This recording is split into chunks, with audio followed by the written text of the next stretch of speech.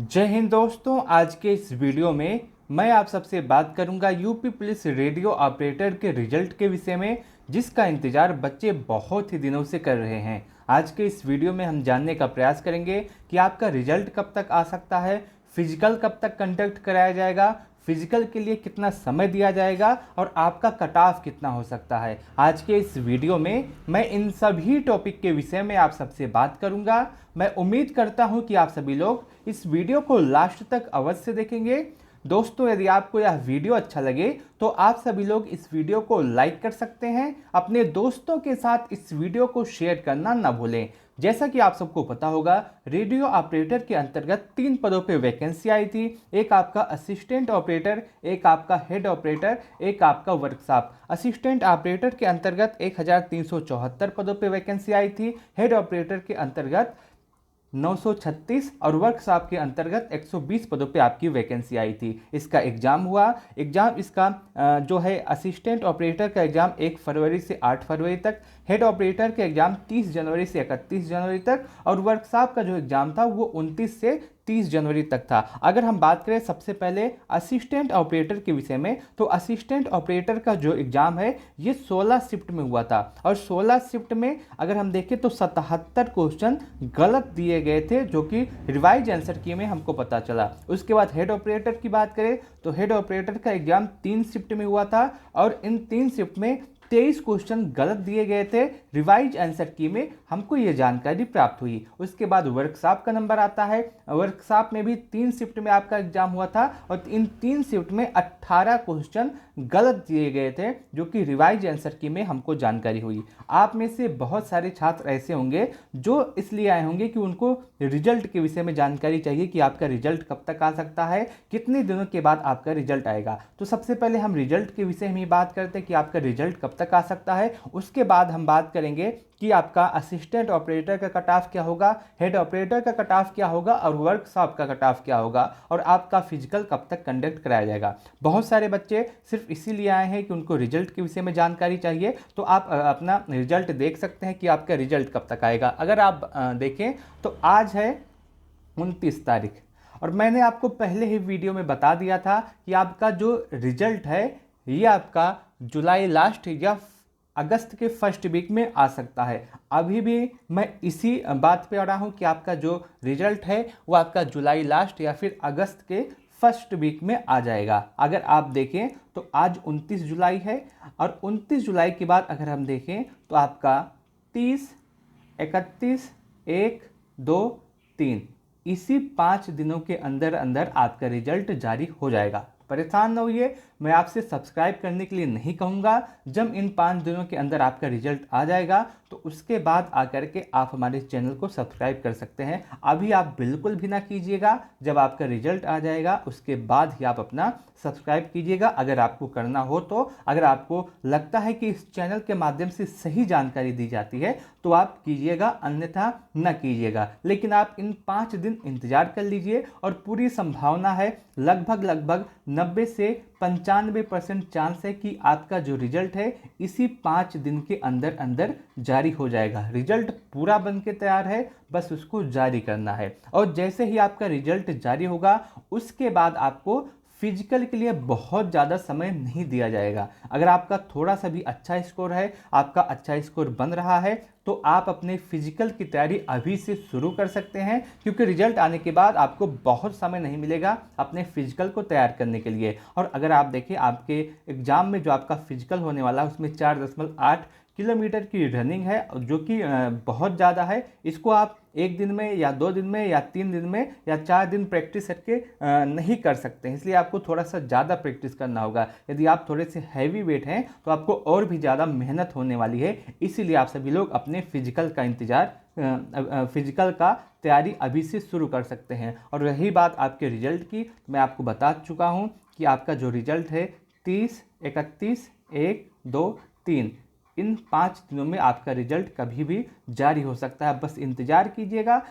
मैं बिल्कुल भी नहीं कहूँगा कि आप सब्सक्राइब कीजिए, जब आपका रिजल्ट आ जाएगा तो आप उसके बाद कर सकते हैं। देखिए, रिजल्ट की बातें हो गई, फिजिकल की बातें हो गई कि आपका फिजिकल बहुत ही जल्द कंडक्ट कराया जाएगा। जैसे ही रिजल्ट आता है उसी में अगर आप देखेंगे तो फिजिकल के लिए बहुत ज़्यादा समय नहीं दिया जाएगा। अब बात करते हैं कट ऑफ के विषय में। अगर जो रिजल्ट देखने के लिए आए थे, आपका काम हो चुका है, आप अपना समय न बर्बाद कीजिए, क्योंकि आपका एग्ज़ाम पुलिस का भी एग्ज़ाम है तो आप उसकी तैयारी कर सकते हैं। और जिन बच्चों को अब कट ऑफ जानना है वहाँ पे रुक सकते हैं, उनको कट ऑफ की जानकारी इसके बाद दी जाएगी। और बाकी जिनको सिर्फ रिजल्ट की जानकारी चाहिए थी, वो अपना समय बिल्कुल भी बर्बाद ना करें। आपको रिजल्ट की जानकारी मिल गई है, आप अब जाकर के अगर आपका एग्ज़ाम है यूपी पुलिस कांस्टेबल का तो आप उसकी तैयारी कर सकते हैं। अब बात करते हैं कट ऑफ की कि असिस्टेंट ऑपरेटर का कट ऑफ क्या हो सकता है, हेड ऑपरेटर का कट ऑफ क्या हो सकता है, उसके साथ साथ वर्कशॉप का कट ऑफ कितना जा सकता है। तो सबसे पहले हम बात करते हैं कट ऑफ के विषय में,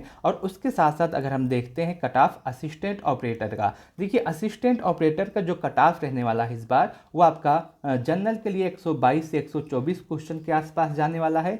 ईडब्ल्यूएस का कट ऑफ 118 से 120 क्वेश्चन के आसपास, ओबीसी का कट ऑफ 118 से 120 क्वेश्चन, एससी का कट ऑफ 112 से 115 क्वेश्चन, एसटी का कट ऑफ 105 क्वेश्चन, और फीमेल का कट ऑफ 110 से 115 क्वेश्चन के आसपास जाने वाला है। यदि आपका इतना सही है तो आपको बिना किसी संदेह में अपने फिजिकल की तैयारी शुरू कर देनी चाहिए। इतने नंबर पे 100% मैं पूरी गारंटी देता हूं कि आपको फिजिकल के लिए अवश्य बुलाया जाएगा। आपका फाइनल भी हो सकता है यदि आपका इतना नंबर बन रहा हो तो। बहुत ही अच्छा चांस है आप सबके लिए, आप अपने फिजिकल की तैयारी कर सकते हैं। ये असिस्टेंट ऑपरेटर वाले बच्चों का कट ऑफ है। उसके बाद आता है हेड ऑपरेटर। हेड ऑपरेटर की बात करें तो इस बार हेड ऑपरेटर का जो कट ऑफ है वो जनरल के लिए 112 से 114 क्वेश्चन के आसपास जाने वाला है। ईडब्ल्यूएस का कट ऑफ 108 से 110 क्वेश्चन के आसपास, ओबीसी का कट ऑफ 108 से 110 क्वेश्चन। देखिए, ओबीसी और ईडब्ल्यूएस के कट ऑफ में बहुत ज़्यादा अंतर नहीं होता है। कभी कभी ओबीसी का कट ऑफ 1 या 2 नंबर ज़्यादा, कभी कभी ईडब्ल्यूएस का कट ऑफ 1 या 2 नंबर ज़्यादा चला जाता है। वहीं बात करते हैं एससी के विषय में, तो यदि आप एससी हैं और आपके 103 से 105 क्वेश्चन सही हैं तो आप अपने फिजिकल की तैयारी अवश्य कीजिएगा। एसटी की बात करते हैं तो यदि आपके 100 क्वेश्चन सही हैं तो आप बिल्कुल सेफ है। फीमेल की बात करते हैं तो यदि आपके 105 से 108 क्वेश्चन सही हैं तो आप 100% सेफ रहने वाले हैं। देखिए, हेड ऑपरेटर का जो कट ऑफ है वो इसी के आसपास जाने वाला है। यदि आपका इतना स्कोर बन रहा है तो आप बिल्कुल सेफ है, आप अपने फिजिकल की तैयारी अवश्य कीजिएगा। अब बात करते हैं वर्कशॉप की कट ऑफ की। अगर वर्कशॉप की कट ऑफ की बात करें तो यदि आप जनरल हैं और आपका स्कोर 122 से 124 के आसपास है क्वेश्चन तो आप बिल्कुल सेफ हैं। ईडब्ल्यूएस की बात करें, यदि आपका 118 से 120 क्वेश्चन सही है तो आप बिल्कुल सेफ हैं। ओबीसी की बात करें तो यदि आपके 118 से 120 क्वेश्चन सही हैं तो आप बिल्कुल सेफ हैं। एससी की बात करें तो यदि आपके 112 से 115 क्वेश्चन सही हैं तो आप बिल्कुल। उसके बाद एसटी की बात करें तो यदि आपके 105 क्वेश्चन सही हैं तो आप सेफ हैं।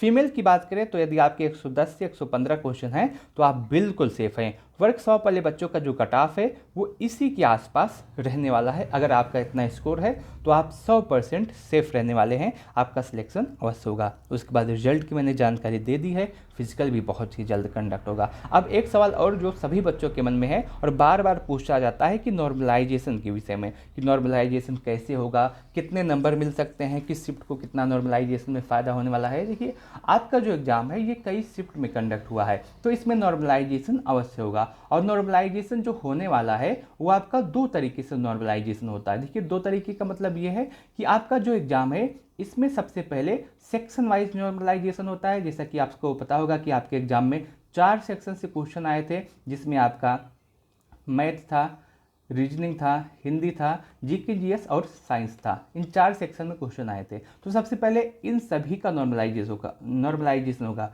मैथ का होगा अलग से सब्जेक्ट वाइज, उसके बाद रीजनिंग का, उसके बाद हिंदी का, उसके बाद जीके जीएस का, और उसके बाद आपका ओवरऑल नॉर्मलाइजेशन होगा। और इसमें अगर हम बात करें कि कितने नंबर बढ़ सकते हैं नॉर्मलाइजेशन में, तो आप निश्चिंत हो जाइए, आपके नॉर्मलाइजेशन में कम से कम 12 से 15 अंक बढ़ने वाले हैं। आपका जो नॉर्मलाइजेशन होगा उसमें 12 से 15 अंक बढ़ सकते हैं। जिसका हार्ड शिफ्ट होगा उसको इतना बढ़ जाएगा, जिसका लो शिफ्ट होगा उसको थोड़ा सा नुकसान भी उठाना पड़ सकता है। बाकी कौन सा हार्ड शिफ्ट है, कौन सा लो शिफ्ट है, इजी शिफ्ट है, उसकी जानकारी मैंने आपको पहले ही दे दी है, तो आप उस वीडियो को देख सकते हैं। बाकी इस वीडियो में मैं यही बताने आया था कि आपका जो रिजल्ट है वो बहुत ही जल्द जारी हो सकता है और संभावना यही है कि आने वाले 5 दिनों के अंदर अंदर आपका रिजल्ट जारी हो जाएगा, जो हमें जानकारी मिली है उसके हिसाब से। बाकी यदि आपको यह वीडियो अच्छा लगा हो, आपको यह जानकारी अच्छी लगी हो, तो आप इस वीडियो को लाइक कर सकते हैं। अपने दोस्तों के साथ इस वीडियो को शेयर करना न भूलें।